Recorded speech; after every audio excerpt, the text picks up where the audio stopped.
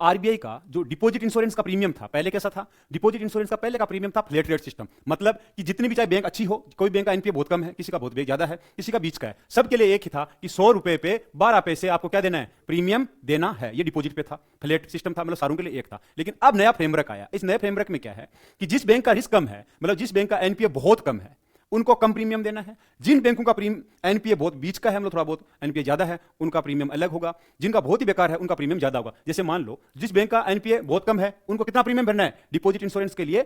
8 पैसे। जिनका बीच का है, उनको 12 पैसे। जिनका बहुत बेकार एनपीए है, बहुत बैंक का रिस्की बैंक है, उनको 16 पैसे का प्रीमियम भरना है।